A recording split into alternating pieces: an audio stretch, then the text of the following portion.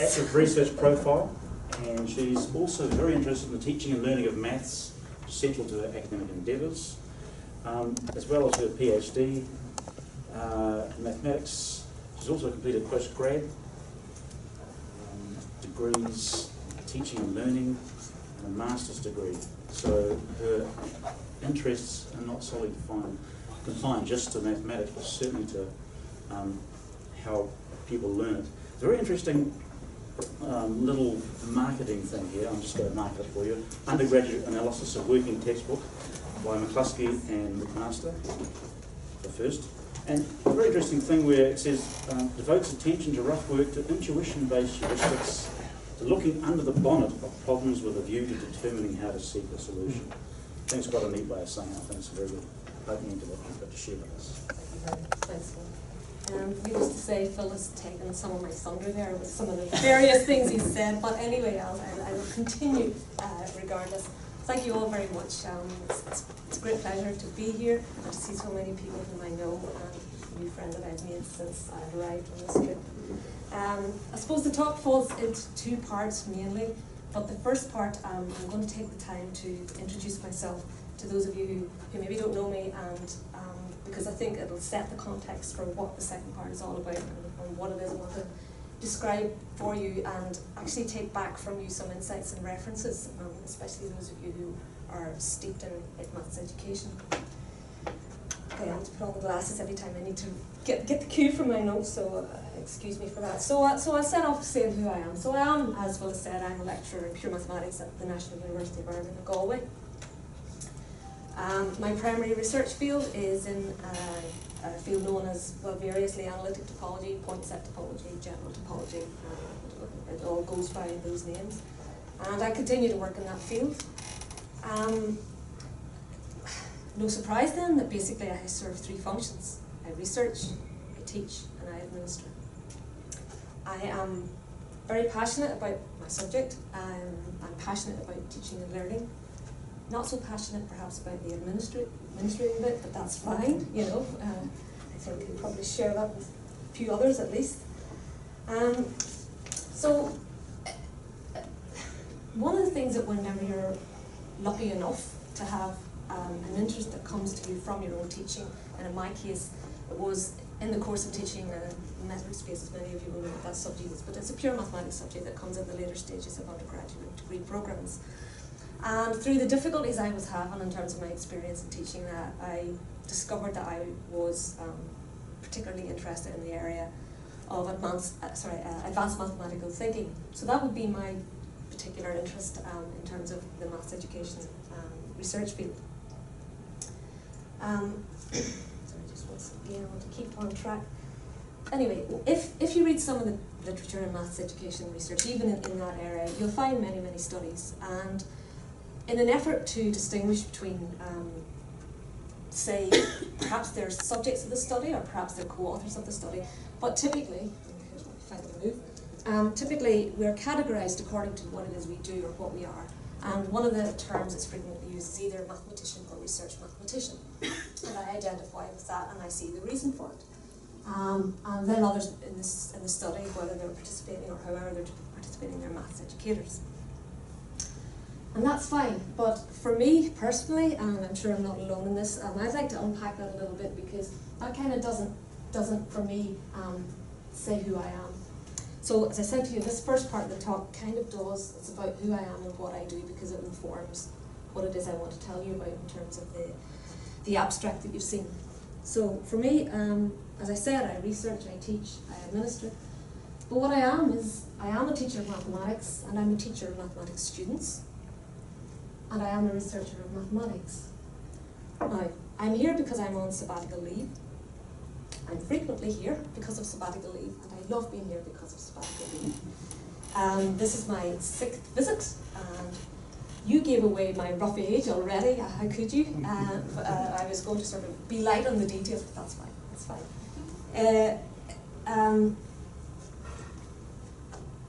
Why do I come so often? Well, there are people in the room with whom I've collaborated happily. My first visit here, and it seems to be that all lines lead back ultimately, well, at least in my field of research in pure mathematics, the people who have come here, and my first visit here was, of course, because of Ivan Riley. I'm very grateful to him for the invitation back then and for his support, etc. since then. In the course of being here, what happens typically is that other people come and visit whilst I'm here. And so I have met, apart from the researchers who are here and work here and live here, numerous people who've come from abroad internationally in the field of pure mathematics. But whilst that has been the case, and it has definitely informed my own work and improved my own work and given me new ideas, all the while, and my first visit was in the 90s, the maths education unit was here. And a very friendly bunch, continued to be a very friendly bunch, very interested to hear what you do, and it's reciprocated. And so I was always on the edge of that. Maybe on the edge is the wrong word, but I was always interested to hear the conversations. And this was, I don't want now to start naming names, because that way leads to ruin, because inevitably I'll leave someone important out. So I kind of don't want to, even though I've mentioned Ivan, I've made an exception there. I'm not going to name names, but there is one name I do want to mention, because this is the first time I've been back since. And in her memory, I want to dedicate this seminar to Judy Patterson. Like others, Judy also visited me in Galway, and many of the maths education people here haven't visited me in Galway. So the unit here has been, I would say, very influential on the way my career has progressed. Okay. So, meeting people, talking to people, both locally here and from across the world, has expanded my knowledge, particularly in maths education research, but also what it critically gave me insight into was the fact that through the course of my own work as a researcher, as a teacher of mathematics, that I may have a role to play, and maybe I want to play that role in terms of what's happening in the maths education research field. And so I sort of squirreled that idea away for future development. Meanwhile, I'm teaching back home. Students in their third year of a four-year undergraduate degree are having great difficulty, even the good ones, at accessing the abstraction that's inherent once you get to third level and you're teaching the light significant spaces. So, if you like, there was a sort of a confluence of circumstances that was happening all at the same time. Anyway, let's just say, after several conversations, one day I determined that perhaps I should do more about it than I was currently doing. And so this period, 2008 to 2011, marked a dizzying period for me, because returning fresh from the sabbatical, I determined that if I was to be serious about doing anything in maths education research, firstly I needed to be informed about it. And being informed about it for me was not simply a matter of reading research papers from the field. I needed to know about the norms of the field, I needed to know its methods. I could already see the diversity of quality.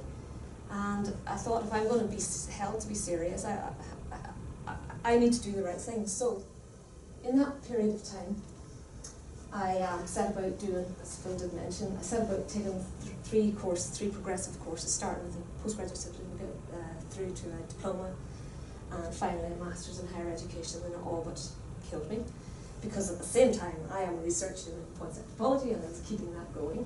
So, but I used it very specifically. I was very strategic in what I wanted to do. So I used it. Yes, it was in higher education, but for me, it was in maths education. And I harnessed it to the struggles I was having with teaching this particular analysis-based subject, known as metrics-based. So, as I said, some people I've mentioned, some places I've mentioned. I had this, this range of qualification, but more than the qualification, it was the personal education I had received and had felt necessary to receive. Awards, yes, luckily at the time, I know I'm speaking to many people who also have them. I got a university teaching award, and followed the next year by a national teaching award. So these all things, buoyed my confidence in terms of what I was setting out to do. Okay.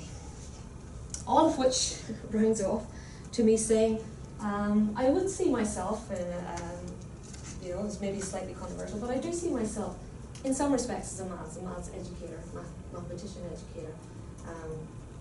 So I think, and that fullness is important for what I described later.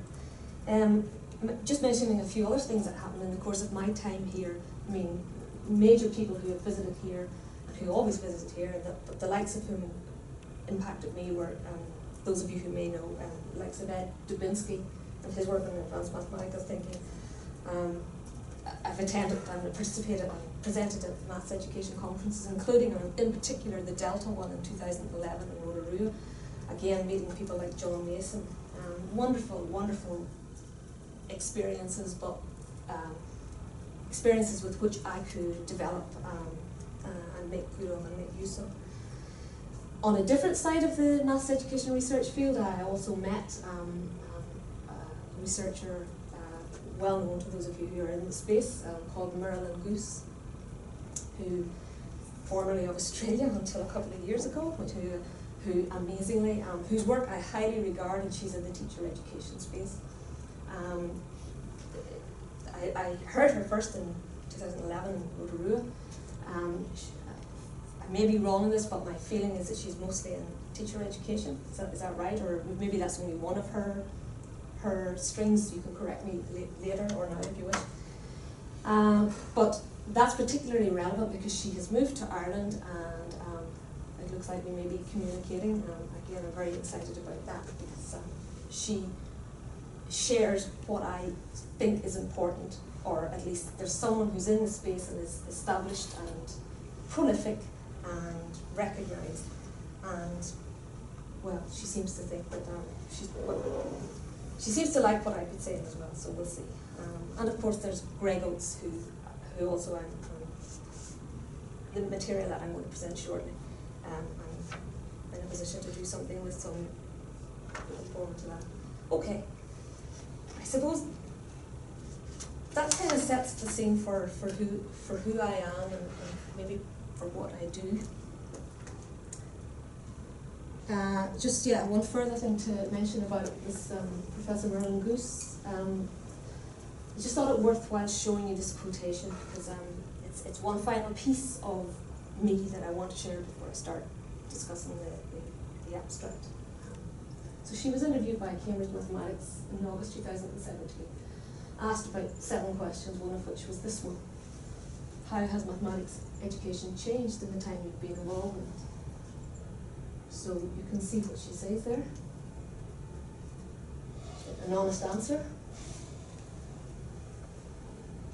From what I have read and my experience so far, I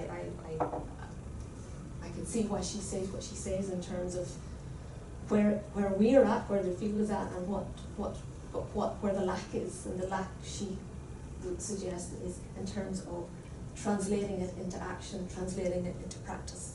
And I feel very strongly about that myself. Obviously research is fundamental and it's extremely important, but it needs to eventually impact. It has to have some meaning other than being heavily cited, but perhaps not really influencing practice. So with that quotation in mind, I just want to mention one last thing that has happened for me in the last, get my numbers right now, 5 years. Yeah, so brings us to why I do it. Okay, well, maybe not. That's a bit simplistic. My life is good for other things besides that. But you know, maths, discovering it and teaching it are pretty good things. That's French mathematician Poisson. But there's another researcher and a quotation from her I want to show you, and she's actually not in maths education, but for me it resonated because she said, her name's Diana Lorela, she's based in the UK, and she's a researcher in higher education. And one of the things she said was there's an essential difference between a curriculum that teaches what is known and one that teaches how to come to know. And for me that's fundamental. It's, you know, especially I find it at the level of 3rd years in a 4-year program. I want to know that when they've got the basic building blocks of proof building, proof creation. I need to know that they can interrogate a definition and work with it and extend from it. And that's not what they're getting, and it's not what's happening. Or, you know, it's hard to see that facility coming with what we're doing, and that was what was just caught my attention very seriously and very significantly. So for me, it is about how to come to know. It's not about teaching what is known, but well, I mean, there is a role for that, of course, but it's equipping them with the ability to then solve and conjecture and make their own proofs and form their own, but find their own proofs if they can, or counterexamples if they can. All of which, for me, is rolled into these two books. And this is not a shameless plug, I'm sorry that it looks that way, it really isn't. I just want to show that this one on the left was published by Oxford University Press in 2014, and this one in 2018. And it's with my very good friend and colleague, Brian McMaster, who's based at the north of the country. Galway's on the west coast of Ireland, and Belfast is in the north of Ireland, otherwise known as Northern Ireland. These books for me, let's just say, for me, they represent for me the culmination of my experience as a researcher in a subject that has its roots in analysis, so analytic topology, concept topology. It has strong analytic roots. Also fused with my more recently, in the last 10 years, experience of the maths ed research field, but absolutely, totally, fundamentally, where the student, it's all about the student and how they're learning and how the contemporary student learns. So it's for me, it's full circle. It's using knowledge and experience from both and putting it into these two books now. I'll say very little more about them except to say, whatever about this, which is kind of a more advanced level topic, topology, concept topology. This one is at the level of first and second year. So, is there a more incendiary topic amongst mathematicians than a subject that is everybody knows how to teach, that's at the level of first and second year? So everybody knows what should come when, what should be omitted, and how to teach it anyway.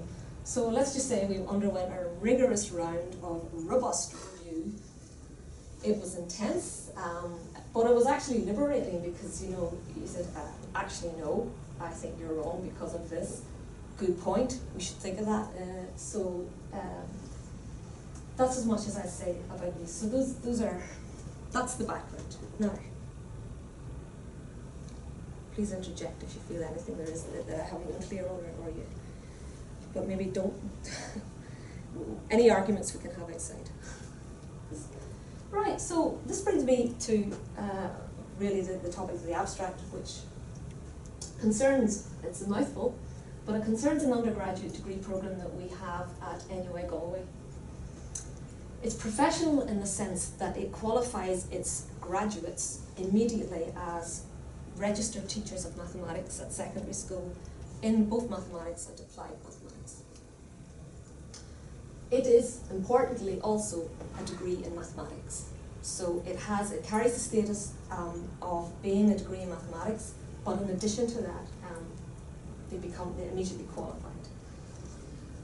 It was established in 2008 at a time when studies had been done and the status of teaching of mathematics was seen to be in a crisis. In particular, we had a lot of out of field, or I think you call it out of area, teaching happening. Now, the way before this sort of program, this is an undergraduate program, the way in which we got our teachers of mathematics was that they did their undergraduate degree and then they did their, whatever it might be, a single year of as it was a diploma. In the Republic of Ireland, it's now turned into a 2-year master's professional qualification, which is purely about sociology, psychology, pedagogy, and important matters of classroom-based activity. But in 2008, there seemed to be a need for maybe a more immediate method, and so this program was born. And other universities, we were the first. We're always happy to say, but of course of the university's caught it. Anyway, we're not the only by any means now. And I was there at its inception of the design element, and I became its co-director for MAS in 2013. Okay.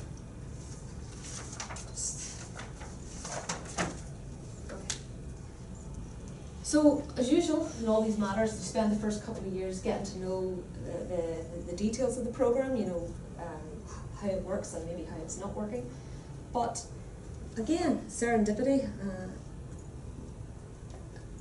In 2015, we received a visitor who was on his sabbatical leave of the name John McCluskey. Now, he is from the University of New Brunswick. John is a professor in the Faculty of Education there, but he had unusually a cross appointment in mathematics there. He is an inveterate problem solver. That's what he does, and for that reason he gravitated more towards us in mathematics than he did towards education, which is separate to us. He was very interested in our degree programme and in our students, and he talked a lot to me. Now, he's an award-winning teacher himself. He had won awards and institutional awards in 2008, maybe 2010 as well. But he received this the notable one of Adrian Pulio Award, which was given by the CMS, Canadian Math Society, in 2013, in recognition of his outstanding contributions to maths education in Canada. And if I just could interject at this time, in January here, the Maths Education Unit had a visitor, Frédéric Goudot, who won this award the following year. And of course, as always happens, he knows John a lot and has worked with him. So a small world, but a great world, these connections abound. Now, because of his credentials and because of his interests, since 2010 he was the education co-editor of the CMS newsletter, and called Notes, by the way. And he was also, and he is, sorry, not just Notes, he is guest editor for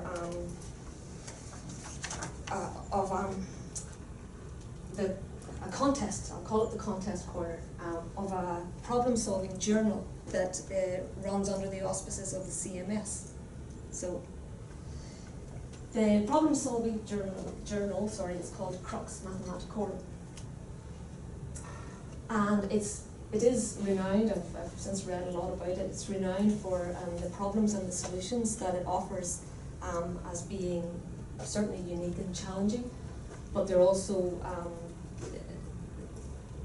there's great clarity about them, they're complete and they're rigorous. So it's known for these reasons, so it's a good source of problems. The problems are designed mostly for secondary level students and some undergraduate mathematics students. So within that journal, John had particular responsibility for what was called this contest corner section. So what we decided to do was we ran a weekly, this was a new initiative. At the time, I'll spare you the details, but at the time there was an opportunity for someone, not necessarily me, but someone in my department to run an extra hour a week with the students of this programme. It should have been someone else, but that didn't work out. So I was faced with the dilemma of, can I really afford to give this, add this to my daily menu of things to be done? It seemed like a good idea, but what's in it for me, sort of thing. Not that I think that way all the time, but you have to balance it all up. But I recognised the value of it, so I thought, in for a penny, I have to do this, I'm going to do it. So we did this on a weekly basis. I met my students, he met his. He would furnish me with the current set of problems, and I would hand them out. Now, our students, who were first year, they had just come in fresh from school. Now, here's something I need to tell you, I realised. In Ireland, in the Republic of Ireland, our students have no choice where it comes to mathematics. Our pupils at secondary level take mathematics throughout. The only choice is the level, the two levels, the harder level or the easier level, but that's it, they must take it. That causes us no end of problems. anything that's compulsory, as I'm sure you can guess. The other subject that's compulsory is Irish, the Irish language. Again, that causes problems. English somehow or other doesn't cause problems. That seems that's okay, it's acceptable. But maths certainly does. So we have these captives, and some of them come to university, and some of them choose this degree program. Now, one would think, and one would like to think, that they're there because they like maths, they get maths, and they want to teach it. And for many of them, that is the case. But they wouldn't necessarily be the strongest at maths either. So they know school maths. School maths is heavily mechanistic. School maths is algorithmic. Suggest to them they might need to think about something, shuttles go down, problems begin. So the first year class for this program is small. It's not small because we're doing something bad or not right. Across the country in other institutions which have now similar degrees, this class size is small. I'll say no more about that. So, for instance, we would get on average 13 to 15 in our classes in the first year. So that would be that was the size of the class for me. Which, okay, we want more, of course we do. We don't have the same shortage of teachers then as you do here. That's so perhaps there's supply and demand. But it allows you to work on them at a much more personal level. So this project, because they didn't know any better, they came in, they sat down. I tried to sort of, ask them to lose the shackles of the recent school experience that they'd had, to put that all aside, to try and embrace a new idea, embrace being in university, and embrace doing maths where there's nothing writing on it. There's not going to be any credit. I didn't quite put it that forcefully to them because I needed them to do it, but I sort of indicated, this is just, see what you make of it. Do you like it? What therefore was the driving force, since there was nothing really writing? The driving force was, it's not on the slide, it's probably in the next, was that when they individually or collectively or in small groups worked on these problems and came up with some solution, they'd send it to me. And my hope was that if some of them came up with a nice solution, something that I felt, would probably, was worth sending on to the contest corner, people, reviewers, then, with any luck, if it was good enough, they might get published. Now there's a new thing.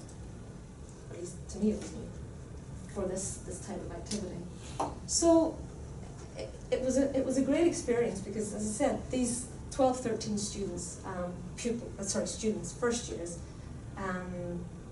whose inclination would have been, I didn't cover that, no, don't think so, and to try and watch them sort of, doesn't matter, you didn't cover it, it's not drawn from the curriculum, it's actually, it doesn't matter what you know or don't know, have a go. So I wondered what would happen, because when the hour was up, I said, right, off you go now, I was asking them more or less to sort of take this on in their own time, because, meeting me once a week was one thing, but I wondered what would happen in between. Well, didn't I start to get emails from them? What about this? Does that work? And for me, I must say, it was a very, I can't even grasp for what the word is, but it certainly made me feel, this is worthwhile, this is worth doing. And so, one particular student who, ordinary country lad, plays sports, and did okay in his leaving examination at school, he gave me a really well written, and so I spoke to him about it, and I said, that's really, really well done, and I liked the way, I hadn't thought of that, and he sort of, was standing there with his hurling stick in his bag, and, gradually getting redder and redder, but he spoke to me, and he said, well, I liked that, and I spent 3 or 4 hours, I couldn't let it go, and I thought, it's the not letting it go, it was a great, for me, and I believe for them, because I did, of course, get feedback from them as to what they thought about it. And the fact at the end, when they looked around and said, what's this for? Where does this go? And just, this is for you. They didn't feel hold on a minute, you mean this isn't worth whatever? They weren't yet at that point. So first year is a great year to shoehorn in things like this. Now, well, so that was the first semester of that. And they did get published. And that was I was really glad for them that they did. So, one semester down, we've done that. To be honest, it was some work for me. But I felt we had a momentum built. So I felt, I can't really let it stop now. So I looked around. So first semester down means that we're in December. So Christmas happens, and then the new semester is around the corner. So as late as December, I learned about this initiative that was running in another university, a university in Cork. Its roots are definitely that it's a feeder for the Olympiad. That's where its root would be. But the idea is that it would be that to remove it from a sense of elitism. Yes, we would want to start nurturing young pupils who have an interest for and an interest in an appetite for mathematics, and ultimately get them up towards the senior level and maybe doing the Olympiad. But there may well just be people who are interested in maths but really don't want to go to the competitive type of mathematics.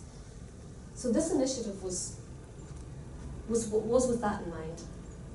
So I hadn't been aware of it because actually it's not really widespread at all. Cork has a particular history in terms of training, if you like, for the Olympiad.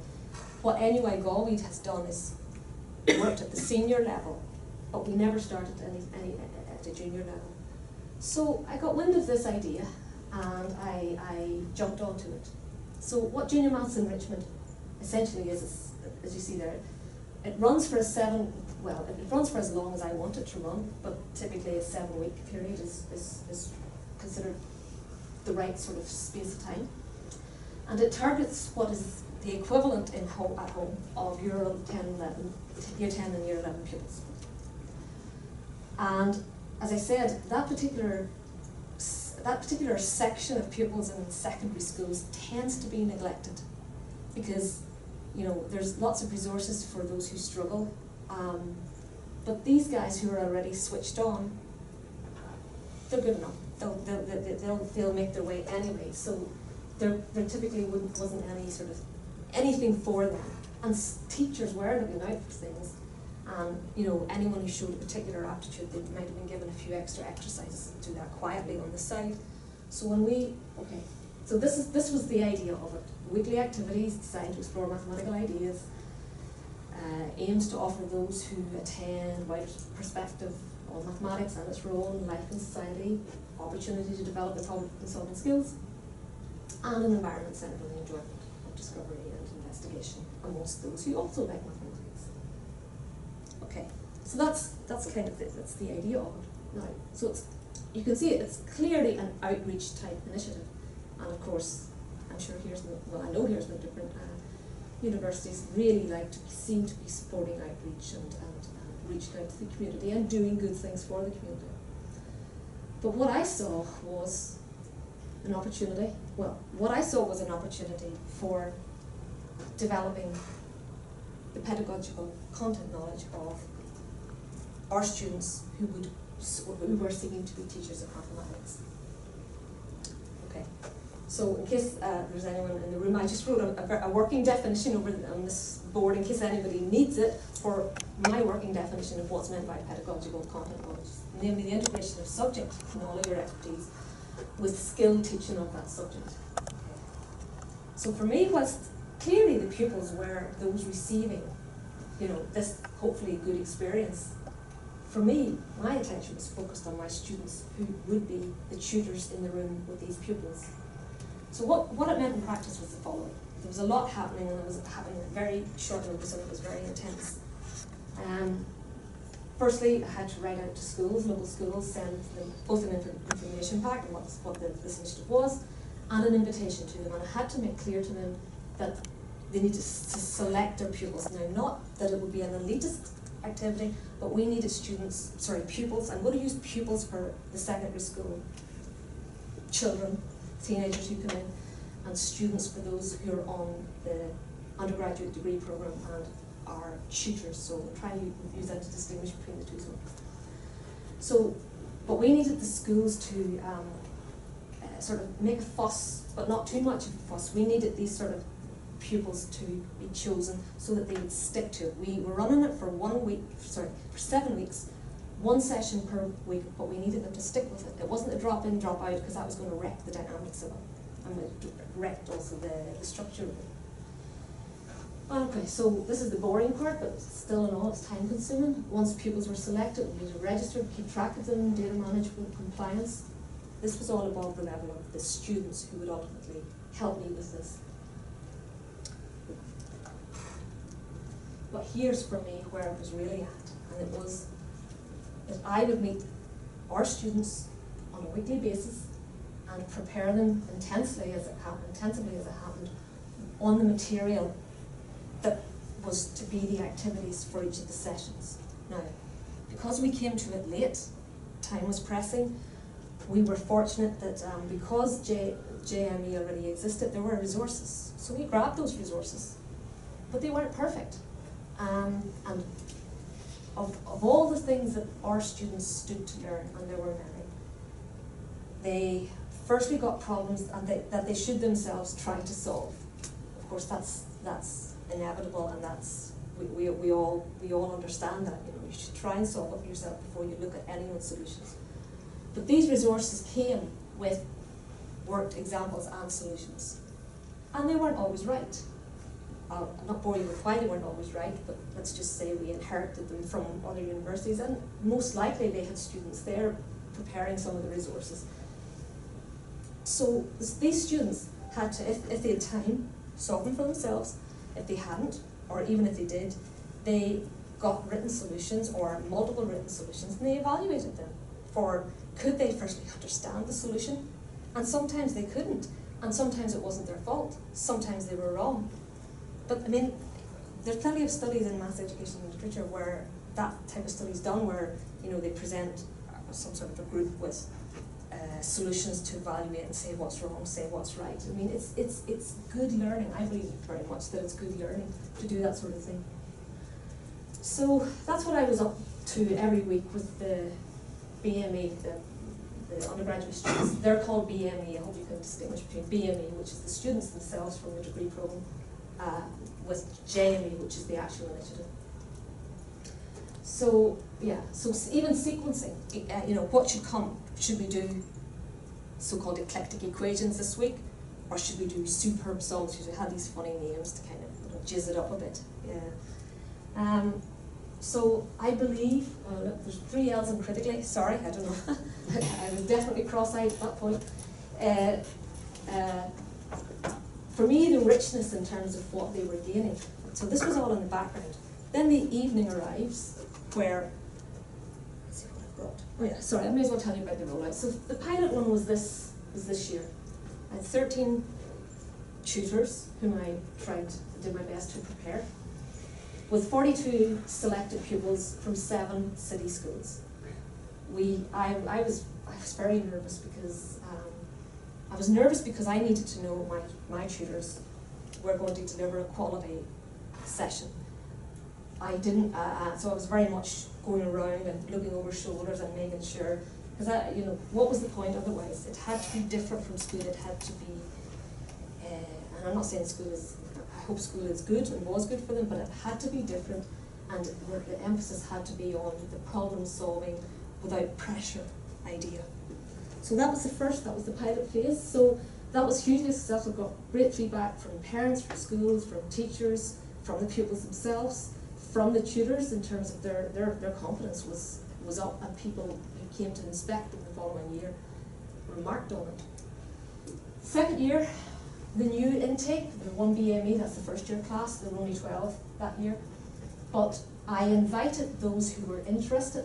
Now, you're getting the sense this is all voluntary.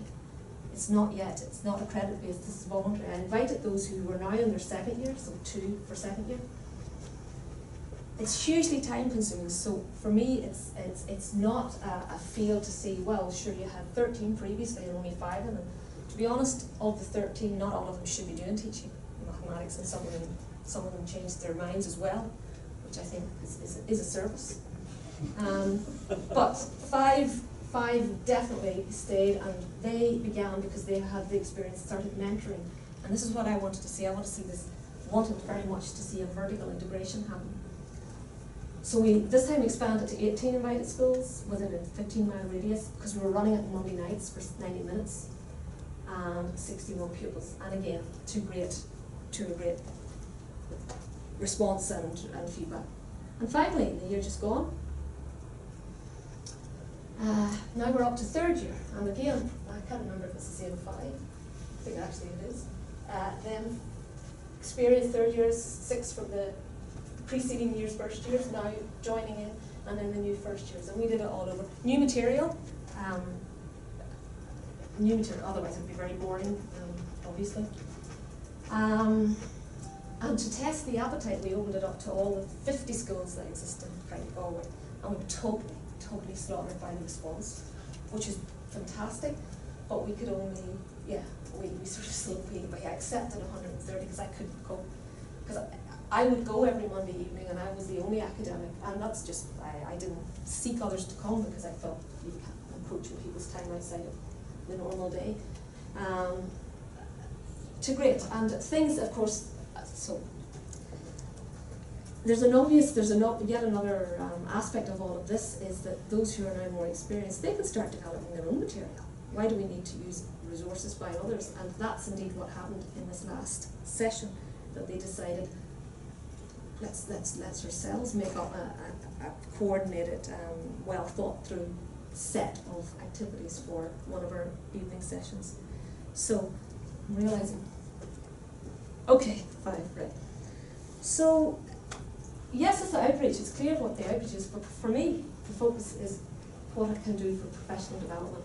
Okay, I'll run these things. I mean, when we had our final round there this past year, I mean, I got my, 24 tutors in the training around a table, and I said, right, now we're a team, because ultimately I wanted them to sort of take responsibility and see this as an enterprise.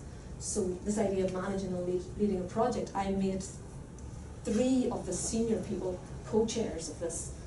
I had, so I know it's all fun, and in some ways it's fun and games and using labels, but there was a serious side to it, and I identified 4 people who would be the creative, so-called creative leads, all these terms. They were in charge of what material should we use, when should we use it, and why should we use it there, and how does it feed into the next sort of mathematical activities.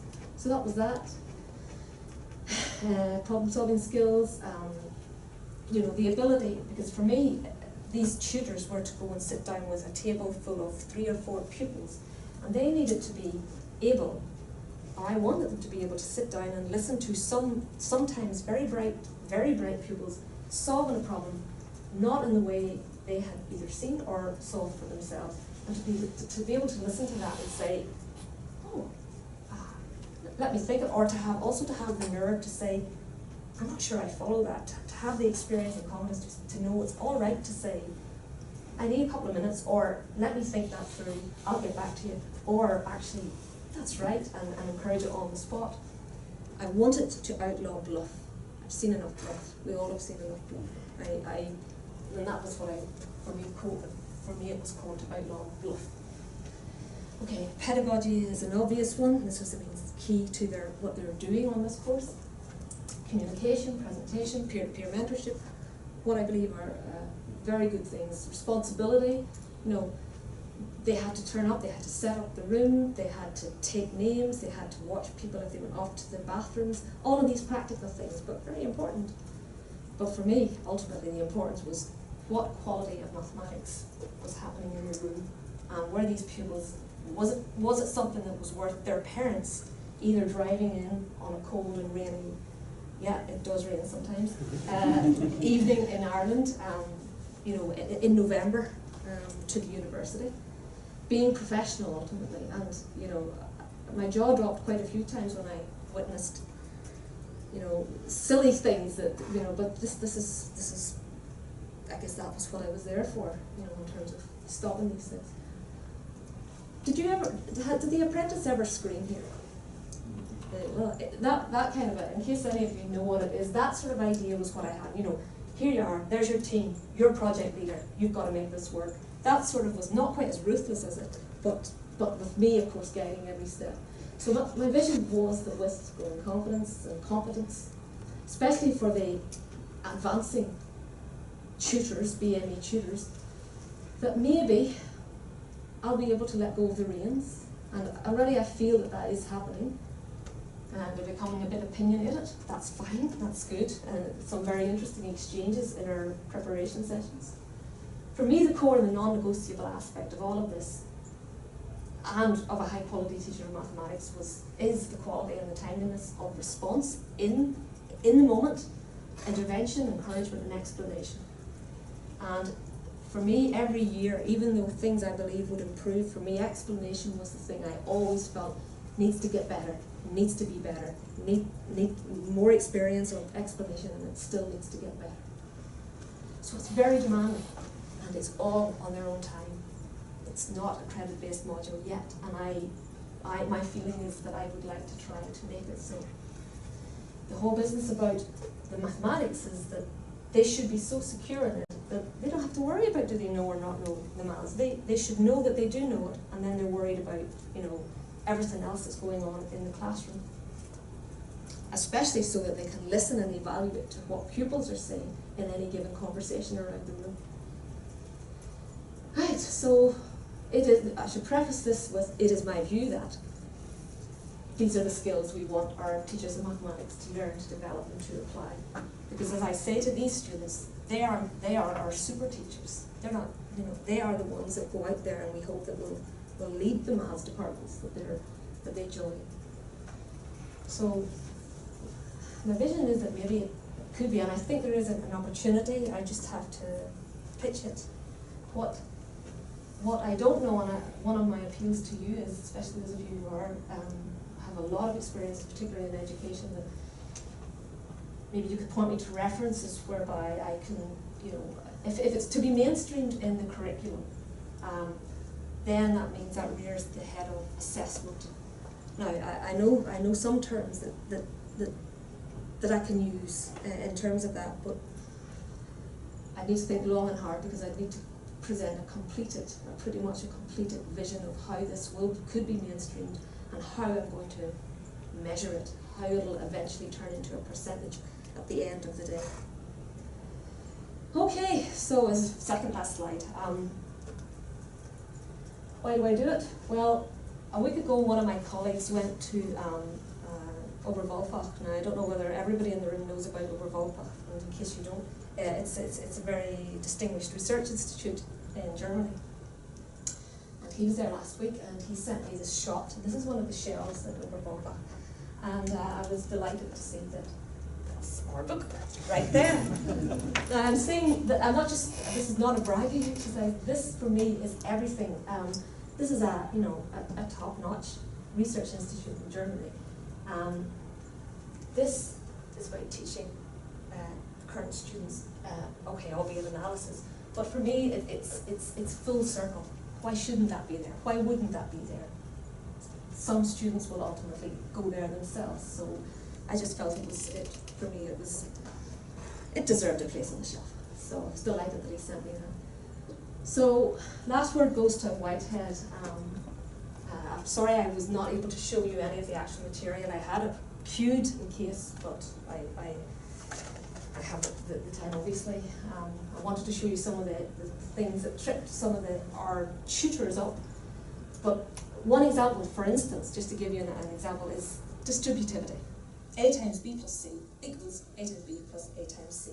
That actually, would you believe, furnished the whole activity, because a great many consequences come from it, including long division, long multiplication. Everybody wants to get in there and do their long division by their algorithm, but stepping back from it and seeing that it's distributivity that makes it work the way it works. But that's an example of a fact. Now, it could be seen as a boring fact, or if you're doing your job, and I contend maths teachers, many of them do great jobs, if you have to teach a fact, then you may as well do this to it. you may as well invest it with all its possibilities. Shouldn't be a burden on the memory. So I really like that quotation because, you know, we can do an awful lot with our own energy and our own enthusiasm. Oh, the title there, the references and insights, is that I'm seeking insight from you and references from you. It's not me this time, so that's what I'm saying. So I finish with Gurramachagov, which is the Irish for thank you. Apologies for maybe going right to the wire. Thanks very much.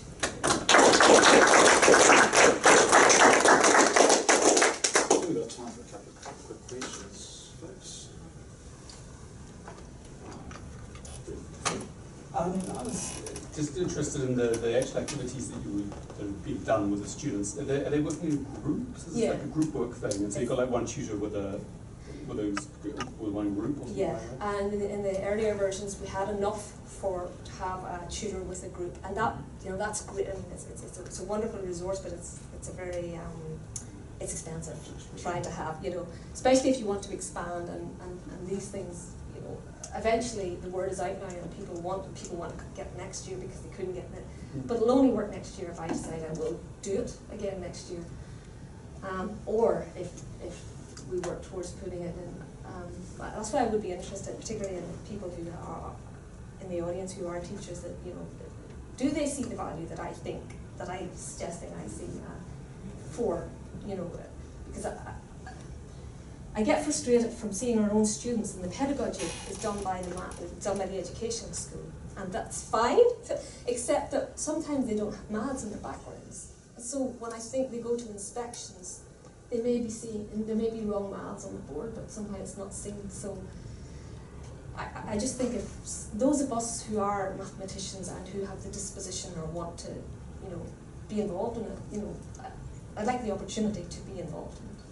And I suppose I kind of made it my business to stick my nose in.